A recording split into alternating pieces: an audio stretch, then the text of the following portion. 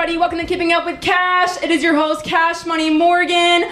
You guys, summer's almost over and I'm sad. But you know what? I'm not that sad because the summer has been literally amazing. And I just feel like everything that's been going on and God's been doing in my life, like it's just really, I'm picking me this summer and I'm about it and it's just awesome. But as you guys, if you follow my social media, you know that one of my best friends, Bree, just joined the team and is helping me develop a website. And then the merch will be dropping soon. So it's really, really exciting. If you guys see Bree, please give her some love because she's been my dog since we were like 10. But anyways, without further ado, I have an amazing guest with me today. She is a queen. She is royalty. I'm intimidated because I'm in the presence of someone awesome. So please give a big, warm, Keeping Up with Cash welcome to Christina Ford. Thank you. Sorry that we're in my apartment, Christina, and not in some super cool studio someday, but we're manifesting that. We're manifesting it. Put it out there. So how are you? I am great. I just, to piggyback off of what you said, the summer has been good, busy, but like you said, it's been good, so I have no complaints. Yeah, and right now we're in this insane heat wave. Are you about it? Not about it? As you see, like I'm pretty much workout, like I need, something that's cool because it's too hot. Yeah. It's just too hot. Yeah. Mm-hmm. I am someone who belongs in Florida, and so I kind of love this heat, but I don't know, I'm just weird too, so very odd. I don't mind it. I mean, it is what it is. Nothing you can do to change it. So very grateful for air conditioning. Yes. I'll say that. But Christina, so some people don't know who you are, so can you tell us a little bit about yourself? Yes, so Christina Ford. I am a mom of 5, a wife of my lovely husband, Dana Ford. And I have a passion for serving and just seeing needs out there. A little bit more about me. I love working out. I'll probably get more into yes, queen. Some other things later on. But I'm just very, very social. And that's just who I am in a very quick. That's awesome. So how did you guys, end up in Springfield? Like, are you from Springfield, or how did you end up in the beautiful 417 land? Yes. So we are not. Me and my husband are from Illinois. I am from up by Chicago, like 15 minutes out of the city, and he is from Southern Illinois. And we went to Illinois State together, did not date there. And then years later, we got together, and then he's a coach, so he coaches for Missouri State men's basketball program. Yes, I know. Right on. Yes, you got to give a shout out. So that's what kind of brought us to Springfield, Missouri, back in 2018. Very cool. Thoughts on Springfield? What's that? Yes. I said thoughts on Springfield. Oh, we've enjoyed it, actually. You just never know what you're going to go into, and I'm just so thankful because some college towns, it's just the college. Yeah. And there's nothing else going on. Springfield is a good mix. It still gives you something else besides just the university. So, and it's still, we're the same distance from family. They come to see us. So we get the best of both worlds. They come, we go. So it's been great. That's awesome. So you're doing a lot in the community too. Like you're out here. Can you kind of talk about what you started in Springfield and what kind of sparked that idea? Yeah, so back in Nashville, we just were both passionate about domestic violence. And as a believer, I just had a dream. And I felt like I was speaking that we were both in a position in our life where it was time to give back and really take our stories and put that out there to serve others. And so took that dream and felt like God was pulling us to open up homes for people to stay in that were escaping abuse. That was kind of in both of our past and our family lives. And so we just really wanted to not only do it for others, but for our family as well, to really represent that this is what we do, this is who we are. We don't accept violence. We call it out for what it is. And we also serve to help others. And we started that back in Nashville, the nonprofit. And then when we moved here to Springfield, it took off. We just really connected with people that were willing to help, because everybody says, oh, that's so wonderful, it's a great idea. In the beginning, the first few years, like, oh, that's wonderful. Right. But we actually got placed with people that were like, hey, this is good, this is needed, what can we do to help? And so we began opening up our transitional houses here in Springfield, and then serving the youth by just teaching them about what it means to be in a healthy relationship and what that looks like. That's so amazing and so important. You just hear of so many couples and relationships, and it's sad what some people are going through. So how does that even look like right now in Springfield? Like, is it, Yeah, unfortunately, I know. Yes, no, so waiting for you. I was like, no, but unfortunately, it's such a need. I just did not realize that when we first moved here. I thought, oh, this is such a cute little place, and there's not going to be much of a need, but it's, it's everywhere. I mean, domestic violence doesn't have any, like, oh, I'm just going to be in big cities, and no, it's everywhere. It's in every community, and so it's unfortunate, but it's definitely a need here. Shelters stay full, and so we're just kind of like that second line of just helping the ones that just need a little bit more time in transitional housing. So yeah, and then of course, I mean, healthy relationships, you just realize when you're in this work that a lot of people don't know. I didn't know some of the things of communication and voicing boundaries and being able to have healthy conflict that is going to come up and how to address that. And I didn't know until I was an adult. So I really want the kids to know that there's, you deserve a healthy relationship and you deserve to be healthy for other people. And so what does that look like? And I didn't have that, Shoot, I want to go wherever you're teaching because sign up. I just know that you have the knowledge. Sign up for it. I mean, and you just, we're just super passionate about just preventing, the cycle of abuse for those youth, because their relationships, they deal with a lot, and just speaking to them and teaching them and them learning, it really means a lot. So you've talked about like you guys kind of have a past in the story kind of in this situation. So when you're working and serving, are there ever moments where you're kind of like not like feeling triggered or anything, but you're kind of like, oh my gosh, this is a lot, I need a moment? What does that look like for you? For sure, yes, because it's like a cookie cutter. I mean, everybody's story is different, but there's a lot of similarities that you see in this line of work in domestic violence. And so a lot of times it can be triggering if you have experienced it or even seen it or know about it or a story. And so I have to remind myself of that. I have some amazing people in my life that I can that understand domestic violence, and they do this work and they help and they serve and they volunteer. So I reach out to them and I'm having a moment. So you have to have those people that get it in your life, and you're like, it's okay, take your moment. And then I've also realized that I can't do everything. I can't be everything to everybody. And sometimes I have to delegate and say, I can't do this right now because this is too triggering. And so I've learned to delegate. And that took some time because it was my baby for so long. And I'm like, this is, no, I'm going to try to do everything. But we have some amazing volunteers and a board, and everybody does a part. And so if you're having a moment, somebody else is there to come in to help. That's all. And that's strength. That's honestly strength, being like, I can't right now, because this is too close. And that's awesome. Yes. That's awesome. So when you kind of went through your own story and stuff like that and got out of those situations, what was the thing that really helped you or encouraged you to get either out of that situation or just help you mentally and heal? I mean, what was something that helped you in that situation? I mean, I didn't have a program that I do now. I wish I would have had, like a program to say, hey, this is what you should do. This is what it should look like. But it's just like a light bulb kind of goes off and I'm like, this is not okay. Like this is not normal. There's better out there as far as romantic relationships go. And it took me just getting to that point. And then when you get to that point, it's like I'm not turning back. I mean, it's just a freedom that I'm like, no, this is not right. And so you just move on and you kind of learn yourself again and figure things out. And then for me, I really was like, okay, next time around or whenever that time comes, like I really want to be serious and intentional to make sure I'm ready, because you can kind of bring a lot of that stuff into the next relationship. So I was young. I was fresh out of college, and that's another transition of a time. And I was a mom, so I became a young mother, and so still figuring that out at the time. And so all those things paired up with one. But thankfully, man, praise God that me and my husband met, and that was really like my first secure, like healthy relationship from the beginning. Like, and it was weird because like, wait a minute, is this normal? Like, Girl, I'm praying for that. Yes. Like, what? Yes. Oh yeah, you'll know it. It's like, okay, like, it's just so from there I'm like, man, I want everybody to experience, just the healthy relationships. Nothing's perfect, but that healthy relationship, there's nothing like it. And so that was kind of my next question is, when you get out of something so unhealthy like that, and when you met your husband, were there like little toxic things that you were accidentally bringing into that relationship, or kind of how did you have to relearn how to be healthy? I did.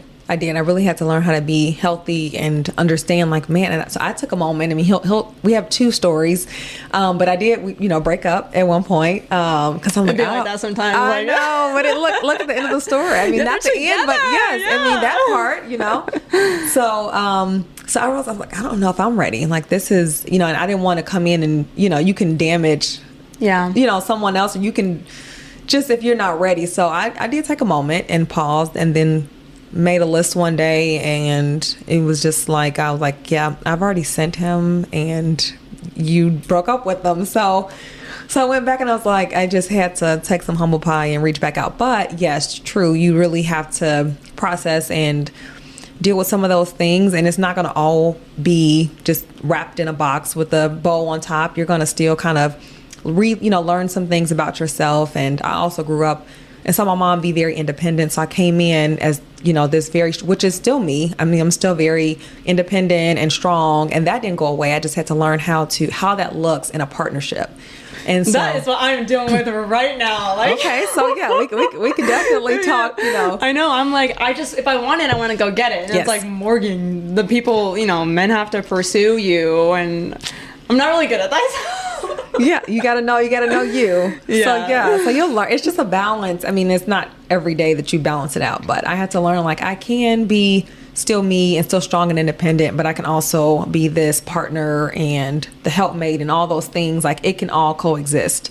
And at first I'm like, man, I'm probably, too, like, strong and strong-willed, and like, this is what I want. And I was so used to that. I didn't have to not ask, but just have somebody to consider that there's somebody else involved in the relationship and not just me. And you can get so caught up in that, especially if you grow up in a household like I did. Like I said, my dad was very involved in my life, but my mom, we were in the household with her. So I just saw her, like, she just got things done no matter what. And that's just what I knew. Yeah. And so I'm like, oh, okay. I mean, I don't need, but I mean, it would be great to have.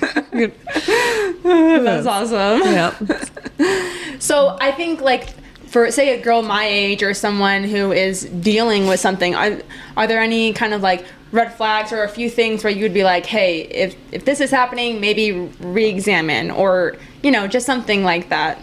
Absolutely. I mean, I hear countless stories all the time. I never enter a classroom where I don't leave, unfortunately, without hearing a story from a student or a child that they've seen it, experienced it. And so oftentimes, again, you see the same red flags come up. So the person attaches on very quick, and we call that might be a red flag of why they're attaching on and how that can be used later on in the relationship, or any put downs, and even if it's not to you, to other people, and just like a lack of independency, someone that is just like, hey, how are you doing? But it's a constant. It's like, I don't know, this is making me feel weird. We always tell people to just trust their gut, because if something is off, follow it. Oftentimes we're like, oh, I guess it's okay. Maybe I'm, I have too high standards, or maybe I'm looking too deeply into this. But definitely look into when something is off, for sure. And just like I said, just someone that is starting to show, maybe controlling behaviors, and it could be very subtle at first. And you're like, well, maybe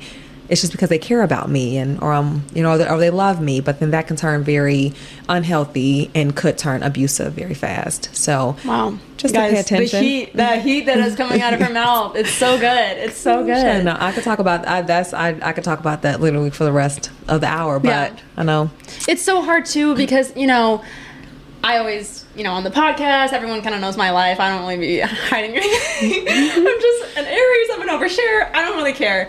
But, I mean, at least from my perspective, a lot of times we live in this hookup culture, and people are either, like, in relationships and they're healthy and they're great. But if you're not, it's a lot of times of like, oh, I'd rather settle for this person or physical intimacy or having someone there than healthiness and being alone.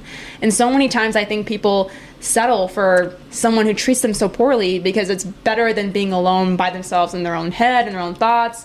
And that's what's so sad to me. I think it takes such a level of strength to be like, no, I need a boundary. I need distance. I need this, because I'd rather be healthy and alone than deal with this toxicness or abuse or all that stuff. Yeah, and abuse can look so many different ways. I mean, it's just not, it's verbal, it's not just physical, it's so many emotional. If somebody is being emotionally abusive. I mean, there's so many different levels, and I think that it takes people to get out of it and then experience the other side of like being around healthy people, even your friends. I mean, it's not just romantic relationships, it's even friendships or family relationships, to see what it looks like to being in healthy. Then you're like, oh, I'm not going back. I mean, once you see it, even if it takes time, you have to be patient. I just want everybody to understand, like, it is perfectly normal to have a healthy relationship, no matter what the world or TV or media shows. Like, it is really good to have a healthy relationship. So that's awesome. Always encouraging. Period. Yes. Yes. So in your healing process, did you ever do any like therapy or have like a mentor and stuff like that? Just because I know people do all kinds of different things. So I didn't know, like, in your process, how did you kind of go about that? So it took me some time. I did have like mentors to talk through. And then as we, got married, actually learning through prevention education and become a domestic violence advocate actually helped me, because I was able to learn what I experienced and label it and understand it more, actually learning. So for me, I just love learning. So that's my therapy, is just like learning like what I went through and being able to process, sitting in trainings or going to another nonprofit and hearing stories and me be able to like label like, wow, I experienced that. Because when you're in abuse, you're mentally, some things you actually forget. I mean, it takes you watching a video or a story, somebody else sharing a story to you, remember like, oh my gosh, that happened to me. And you forget, because oftentimes a person is practicing gaslighting or constantly telling you that it didn't happen, I've never been abusive, or I'm not abusive, you're the crazy one. So someone's constantly telling you that, you start believing it to say, well, maybe that didn't happen that way. And so that, to me, this whole process of serving has been therapeutic for me, to just learn and like, okay, I experienced that, and it could be triggering sometimes. However, it's just, for me, it just helped to learn about what I experienced and understand like that's not normal. That's and awesome. You weren't crazy. So that's so, I mean, knowledge is power. So that is so cool to be able to put a label on that and know that and understand why you felt the way you did. Mm-hmm. Which is therapy. I mean, that is typically, what you go to therapy for, is just to talk about what you experience and have someone help you process and label what you went through to help you go forward. And mine just looked different. And I think there's a piece too in knowing like, oh, I'm going through this because this is what it is, and that is how it makes me feel, instead of being like, oh, I don't know if this is, am I allowed to feel this way? Like, I don't, all that stuff. Yeah. So to transition a little bit, kind of back to the homes, I think it's so impressive that you opened a home, you said in Nashville or Chicago? Chicago was our first original location that we thought we were going to have, but Springfield actually being the first two. Okay, so, very cool. So we still have two here in Springfield, and then we're still up and coming in Chicago. Super cool. So what has been kind of the most challenging part of opening these homes, whether it just, the business aspect or, the ground up, what is that like? It's, funding, first of all. If you don't have the finances to back up, and you can't really get anything done. And we were a small nonprofit, we were new. So that was very challenging, because for years I felt like I was just preparing and writing out the plan and just meeting with people and hearing stories and training and becoming an advocate, which now, hindsight, now I understand there was purpose, because it was a great foundation. It just took time. And I was like, wait a minute, is this what I'm supposed to be doing? This is taking forever. We're not serving people. I'm just out here just going to trainings like, oh, well, this is coming and this is my passion or my vision or whatever. And so it just, now it made sense looking back that I needed that foundation. I needed to learn and experience so that we can open up and be ready. So that was the most challenging part, of just the wait. Oh my gosh, that's like where I'm at my whole life right now. See? Yeah, it's just a season. I promise it's just a season. And so the wait was hard, and then the financially, because we run on a small nonprofit, because I am not as concerned. We still serve lots of people throughout the year, but my quality for me means more than just looking at numbers and being, this large nonprofit, which some nonprofits have to be. I don't feel like that's where we are or need to be at this time. Just pouring into the people that we serve is really important to me. And so that was the hardest part, is just getting started. Yeah. That's so powerful. Oh, this woman, you guys, I can't. This is just like Callie. I fell in love with Callie, and I'm falling in love with you, and it's like, I'll take it. We can have a healthy relationship. Yes, we can. Healthy friendship. Yeah, I'm not gonna love bomb you. Don't worry. Yes, I get out. Then I might have to call you out, and I might have to set a boundary. Yeah, I'm gonna respect it. Yes. So funding wise, how did you guys go and kind of fundraise, and what did that look like? In the beginning, we had a lot of fundraisers, and that was just people coming together, because again, in the beginning, it was just a vision, and we couldn't say like, hey, this is going toward this program. It's just like, this is what we want to do. We just started having fundraisers in the beginning, and then once it kept going on, people started to attach on to the idea that, wow, that is going to be beneficial and help people. And then when we moved here, of course, when we opened our homes and we started our prevention education program, then that kind of sold itself. So we were able to get the local community grants. We were able to get, donors to come in and sponsorships to come in. And so every year, it's just been an uptick of support from the community. But again, Springfield is really good about that. They're really good with rallying around a cause that is, doing the work in the community to make it better. That helps. Yeah, that is so amazing. And Springfield, I mean, as there's beautiful parts, and there's also, we're known for being like one of the biggest meth areas or sex trafficking. And so I just don't believe in coincidences. And I think you opening this house for domestic abuse is perfect where it needs to be, as this is a hub of great things, but not so great things. Yeah. And it's powerful. I'm about to volunteer. So you guys trying to come with me, like, sign up. Yes, sign up. So obviously you're a mom, and you're beautiful, you're killer, awesome, you're doing all these things. How do you do it all? Well, first, I don't require a lot of sleep. I think that helps a lot, because I am a late owl, and so when the kids are asleep, that's when I feel like I work the best. So are you a big coffee drinker too, or no? No, I'm not a big coffee drinker. The pandemic I wasn't even a coffee drinker until the pandemic hit, and I had to be stuck at home with my family. So then I was like, okay, I need something. Yeah. I didn't understand caffeine drinkers, everyday coffee drinkers. I am now an everyday coffee drinker. Okay, what's your coffee order? Oh my goodness. Do you really want to know? I want to know. All right, so we'll tell you, like, you look at my nails, my coffee orders, my friends know about me. Like, if it's on the menu, I don't order it. I order completely, yes, queen, just extra for no reason. I mean, like, my husband, he won't even, he makes me talk in the speaker to order, because he just won't do it. I've had people like laugh, like I can hear them, as I'm ordering. I don't know. So Dunkin' is my favorite. I grew up, near Chicago, so we have a lot of Dunkin' Donuts, and so that's my favorite coffee. I do Starbucks, but I'm a Dunkin' girl. Dunkin' girl? Yes, Nice. I am. So I get a iced coffee with light ice, oat milk, stevia, and extra mocha flavoring. All right. Okay. Yes, that's my there favorite. you go, you guys. That's try it. it out. Let us know what you think. Yeah. Oh, yeah. Very cool. Okay, well, back to the mom stuff, though. So you're drinking your beautiful Dunkin' drink, and you're in the pandemic, or I don't even know. I know.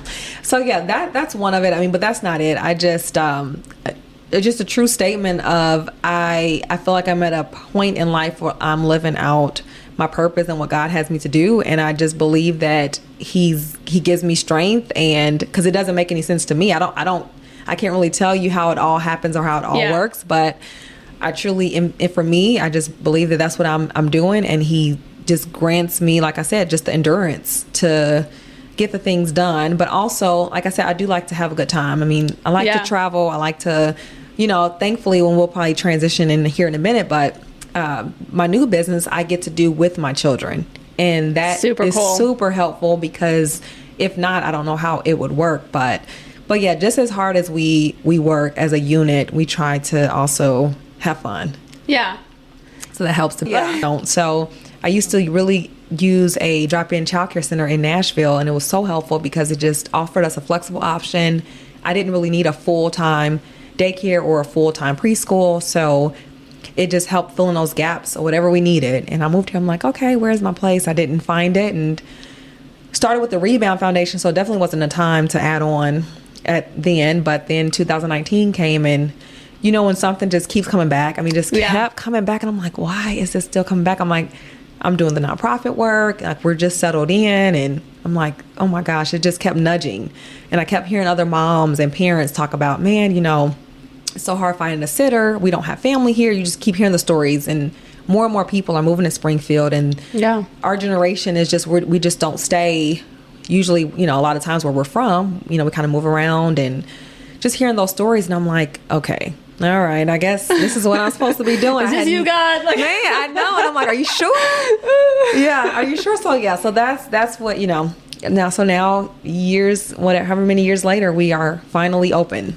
Wow, amazing. Yeah, That's crazy. amazing. So what's it called? Is it? Yes, Kids in Child Care Center, INN. Named by my Very grandmother, who's 91 years old. She's like, I'm naming it. Oh, that's so cool. Like her yes. picture is in there somewhere. It's got to be. Her name is on our playground, but Oh, yeah, so we got to get her name cute. somewhere else. That's awesome. So how is that added to your daily life? Are you swamped? I mean, and being a coach's wife, like what does a day look like for you? So thankfully, it worked where when I was really heavy in opening the business is when my husband's schedule kind of died down some because the season was over. He had a little bit more flexibility, so it worked and we shifted. I mean, he took it over and I'm like, I can't. I'm like, literally can't. So he took over and I completely, dove into the child care center. So that really helped that we were able to kind of switch off. I'm like, okay, I need you to step in and do this. And then I switched over to business and all the things. So that's a power couple right there. Yeah, for sure. Yeah, I'll say it takes to switch off. So I'm like, yeah, we got to get in and do it together. Yeah. Do you have any advice for maybe like moms who want to pursue their passion but kind of don't know how, or it's tough time-wise?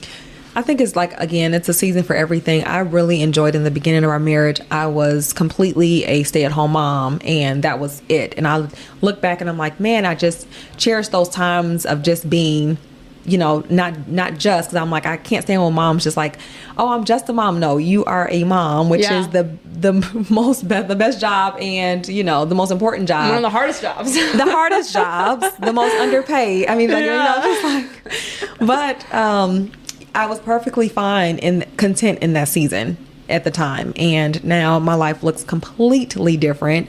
So I just encourage moms to you just have to know what season you're in. And if you're looking, ahead, if you're, working, but like, you want to be home more, or if you're home and you want to be working, you just kind of gather, where your family is at the time, because it shifts, it's changing. And, I'm in the, groove of nonprofit and now, a business, but at the same time, who knows, might be a different season some years from now. So just encouraging them to like, everybody's story is different. Mine looks like this. Other people's, look different, and just continuing to still practice something that you love. Like I said, it could be, reading, it could be exercise or pottery. I don't know, whatever is your thing, because I feel like, you can get so lost into motherhood. Like I said, whether you're working or not, I mean, it's a full job on either side. So like I said, because you can just get lost and lost in the sauce. Of course, I know. Sorry, I'm such a dork. I know. Yes, yep. Just end it there. Yes. So when you were wanting to pursue these things and you want to talk to your husband about it, like, would you say that the communication is really what helped kind of move forward everything in a good way? Because I know in some relationships it's like, hey, I want to do this, and they're like, well, I want to do this. And then you're clunking heads. So how did that look for you two? And maybe what's like, oh, I recommend doing this in your relationship or something like that? Yes, well, that's how our relationship started, because he was a coach from the very beginning, and I was currently in podiatry school, so I was in school to be a foot doctor. Okay, I would never guess that one. I know, it's crazy. What? Yes, crazy. Yes, so that was my dream growing up. If anybody, I was going to be a doctor, and I was in school. I made it. I'm like, yes, I made it here. And then Did you ever like miss it a little bit? Like, hey, kids. Oh, let me just take a look let me examine this book. No, I don't miss it one bit. It was, like I said, it is, of course, it's hard stuff. which it should be. You're responsible for somebody's health. Yeah. And so, no, I don't miss it at all. I don't regret it either. I don't regret, I've, did the year, and I don't regret it, because I learned so much, and I felt like it was such a dream of mine. I needed to at least make it to that point, to say, oh, okay, I didn't have any regrets because I got to experience it, versus not even getting to that point. I've always been like, well, what would have been like? I made it to that point. I saw what it was, and I knew it wasn't for me. And at that moment, with him being a coach and me, pursuing to be a doctor, I did not want that for my family. I said, one of us, has got to give, because I did not want that. That's two very intense schedules, and I didn't want a nanny, me personally, raising my children. I wanted to be involved, and so I made the decision that if this is going to continue, we got married that summer. I left school, got married that summer, and never looked back. So early on we understood what it looked like to make those sacrifices, and that really just continued on in our relationship. That it's like a give and take, and he knows like in the season like how much I pick up, so he's comfortable off season, you know, taking his share of things. So I don't know, it kind of all works for us. So. Yeah, that's awesome. And I mean, those are questions that right now I'm 23 and a lot of my friends are getting married. And these are things where it's like, okay, this is what's going to happen in marriage. You have to ask yourself these questions. Are you okay with that? And to have a healthy relationship in marriage, you got to talk about that stuff. And so it's awesome to see a good example of that. It really is. Yeah. So. And who you marry, I mean, you know, we're thankfully coming up on 10 years, August 4th. And it's, I know. Thank you. I'll take it. I will take it. But yeah, just understanding like that, you know, changed. I was a student at the time. I wasn't a business owner and a director of a nonprofit. I mean, that wasn't who I was. And so just understanding that who you marry today in the position that they're in, it might change, and just, you know, understanding what that looks like and not being like, okay, well, I didn't sign up for this. And, you know, I mean, could have been even like, wait a minute, like, you know, I didn't know that you wanted to do all these things, and now this is putting a strain, and it could be reverse from what, you know, this side of, and I understand that, and I would be unfortunate to deal with if you really want to pursue something and you didn't have the support. Yeah, that's so important. So we got to touch on it, you guys. Miss Christina Ford was 417's best dress. Was it this year? This year or last year? No, it was back in 2020. What was it? We were going to celebrate it. Okay. Yes, I know. I didn't get to do the fashion show. We were shut at home. I know. But 417 magazine, let her get pop on this show this year. That's ridiculous. Okay. I know. I'm gonna at them. I'm gonna call them out. Sorry. That's hilarious. Yeah. So yeah, I love fashion, and I always am. I don't know, just different. I have just a different look than, and it's, you know, you have to get to a certain mature level to realize, like, I really don't, I mean, not that I don't care, maybe, but I get it, though. If I feel that, then I'm going to wear it, and I don't need you to understand my style. So, yeah. I always tell myself, too, I'm like, Morgan, sometimes, you know, you're in Springfield, and if you want to dress today's outfit like you're from LA, you're going to get looks, and that's okay. We can go out together. Because, there we go. Yes, I don't, shy away from that at all. So who's your, like, fashion inspo? Or so many.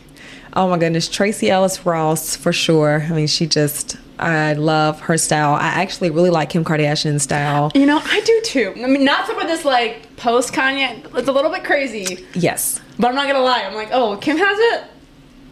I'm gonna go to Amazon and buy it. Yes. Oh yes, I do.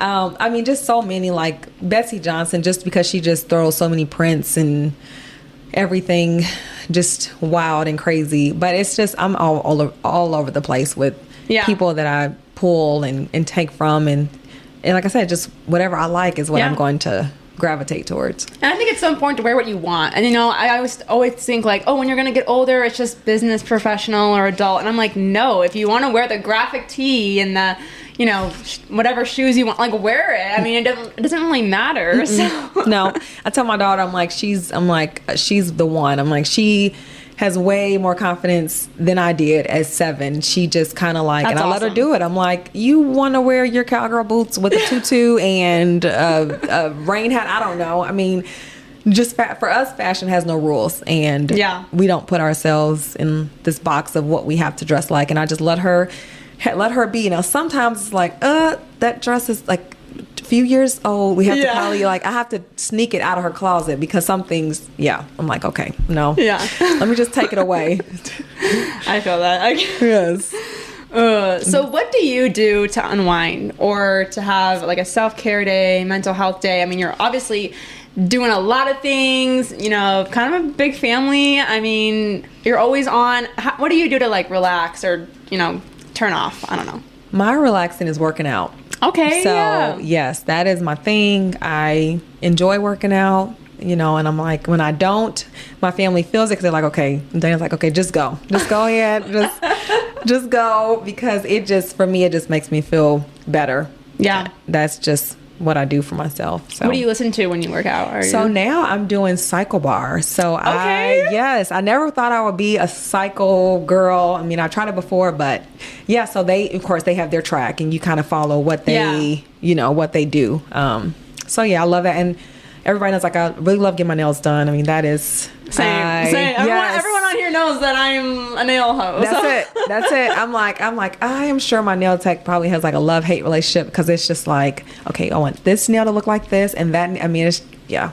I walk in and they're like, oh, she's picky. And I'm like, yes, I want it to curve that way a little bit more. And everyone next to me is like, oh my gosh, she's telling them what to do. And I'm like, yo, but look at the product. If I'm paying X amount of dollars, I'm getting the kind of nails that I want. Yes.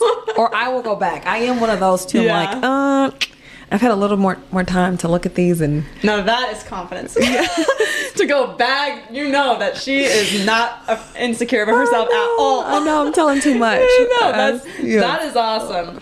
That is awesome. But anything besides working out, like to mentally relax or anything, or? That's pretty much it. I mean, I have my one show. I don't keep up with a lot of TV. I mean, I just don't. That's, sports. We are a sports family. Yeah. If it's sports, I mean, especially basketball, that's what's on our TVs. I don't keep up with their shows. No, like Chiefs. I'm from Green Bay, so I'm a Chiefs head. I don't know, are you like a Chiefs football really or not? Yeah, only because of my 9-year-old. He is a Chiefs fan, so we have joined in because of him. Oh, yeah, that's cool. But yeah. So I've always been a sports family, even growing up. So that is what we watch. But I will say that my weekly routine is the one show that I do watch is like Married at First Sight. I don't know if you are familiar.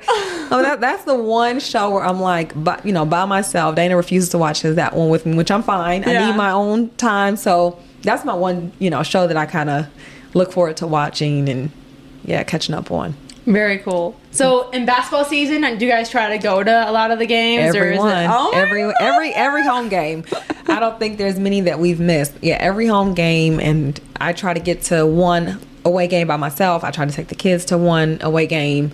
So yeah, we're fully involved. Very cool. I just feel like you're a very like connected family. Do you have any advice on whether it be like your marriage or like your kids, whether that be like open communication or where you guys kind of just have, I don't know, connectedness or trust or? Yeah, so we've decided, I mean, to each its own, but at the ages our kids are, we just don't take any activities too serious. We don't really involve them in like yearly sports or yearly activities. I mean, they do, like my daughter does theater and my son does, basketball, and we're letting him do baseball. Well, we've agreed that I just don't want that. I don't want our weekends to be like, you're here with, and it's not you're here because my husband, he works, he travels. And so I didn't want the strain of like me sending one kid with another parent and then me being here, especially not at the ages that we have now, one day, because I have an 18-year-old, 19 as of yesterday. Oh, happy birthday. Yes, I know. So, I experienced what that looks like and how the older you get, the more intense it gets. And it's just, again, my keyword season for that. So as a family, like our weekends are very mellow and chill, and I love that. I mean, Sunday's our family day. So I don't want that. I just don't want for my family to just be pulled every which way because the 7-year-old needs to be 2 hours away for an event. To me, I don't want it. Yeah. And I've seen a lot of families kind of do that and say, you know what, the club sports are great, but honestly, we're not close as a family. I don't know much about my kids. Mm-hmm. And that is kind of sad sometimes. Yeah. And so that's super cool that you guys have really made that a priority. Yeah. And our kids, like I said, it's hard because their friends, you hear about their friends and like, well, they're continuing on in the session or they're continuing on. I'm like, I don't judge that's what they decide for their family, but I'm just not bending on it. And you're going to be fine. If you're meant to be an athlete in college or professionally, then guess what? Because I didn't sign you up at 9 years old to play yearly round is not going to make or break the situation. Oh, go on. So I'm like, nah, we live this. So I know what it takes. And a student athlete is a full-time job. And I'm like, I'm not going to put that on my kids at this age, knowing what it takes when they get older. I get so much credit to people who play sports in college because I'm like, I play ping pong. Yeah, nice. we have a ping pong table. I'm horrible. Oh, well, I will teach you. I play every day at lunch. Oh, that's awesome. Such a weirdo, I know. That is awesome. Yeah, please come play my 4-year-old because I'm horrible. I will play because I'm all day. All day? Okay, yes. Yes, not me. But I played ping pong in college, but like, you know, people who played football, basketball, all stuff like that, like it's just, I felt like I went with so much stuff just mentally as a student in college. And I'm like, I can't even fathom going through, you know, breakups or school and this, parents divorcing, or when you're a student and a student athlete, that's huge. Yeah. And so, you know, sometimes it's like, I totally respect that, you know, you need time to chill, you need time off, and to love the sport too sometimes. Yes. Yeah, not to lose it. Yeah.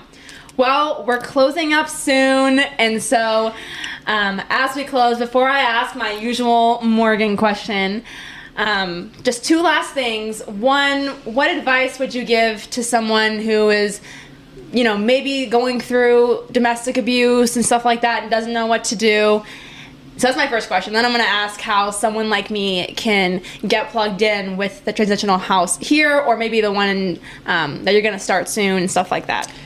Yes, my advice would be just to plan. I mean, if you're in it and you feel like you can't get out of it at that situation, you know, at that time, just to kind of process and think through what that either escape will look like or what the breakup will look like, because you, especially if you're with an abusive person, that can be the most scariest time. And so just really understanding what that looks like to plan for when that time comes where you either break up. And I didn't even realize that even if you're not in an abusive relationship, you should try to plan a breakup and not, you know, just, you know, in the relationship. So just understanding just to plan and understanding there's so many resources out there. We have Harmony House, which is the shelter in town, the Family Justice Center. It's just so many resources, not just here in Springfield, but nationally, that are willing to help and that they're not alone. You can reach out and find some amazing people to help. That's awesome.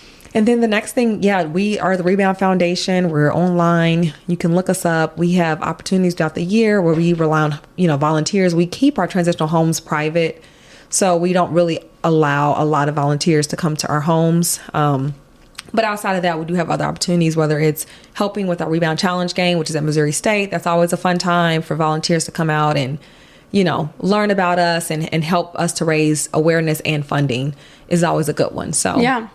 And there are other ways too to like donate or follow on social media and stuff like that. Yes. Yep. Like us. We're the Rebound Foundation on all platforms: Instagram, Facebook, not LinkedIn, but LinkedIn coming soon. Exactly. I know. But Twitter as well. Okay. And then we're the reboundfound.org. And yes, you can donate, learn more about us, click to volunteer, all the things. Yes, amazing. You guys, I'm about to volunteer, so if you want to come with me, let's do it. Yes. All right, so I like to end the show every single day, you know, fave quote, fave song, and what would you like your legacy to be? Okay, so favorite quote is by Howard Thurman, and it says, "Don't ask yourself what the world needs. Ask yourself what makes you come alive, and then go do that. Because what the world needs is people who have come alive." And so that's one of my favorites and what I try to stick to. And then legacy, I don't know, just like for my kids. I mean, I just want them to serve in whatever capacity that looks like. It's so much better to give. And so I just want them to continue that legacy on of service. So yeah, that's awesome. And favorite song? Do you have a favorite song? And you're like, I'm hard with favorites. I'm just too all over the place with maybe like right now. What's the song you're playing on the aux right now? Okay, I will. Yeah, so we're going to see Maverick City and Kirk Franklin in Kansas City. Very cool. So right now, I will say "Bless Me" that they just came out with is probably one of my favorite songs, and "Kingdom" that they just came out with. Because that's just what I'm just excited. We're going to the concert, and that's what I'm playing. We love a Maverick City queen. Yeah, I know. Yeah. So that's, like I said, that's probably top right now. Yeah. Amazing. Well, thank you so much, Christina, for coming on the show. You are a queen. And to my listeners, I love you guys. This has been one of the greatest summers ever. Like I said, the website is dropping soon, and the merch is dropping soon, and I'm even going to do a giveaway soon. So really, you just make sure you follow on Facebook, on Instagram, LinkedIn, all the different places. And also, if you want to start your own podcast, just go to the bottom of this episode, click my link. You sign up for the paid plan on Buzzsprout. Buzzsprout is the best, and I will tune in because I love podcasts. So that's the vibe. Well, you guys have the best week ever and enjoy the rest of your summer. Okay, bye.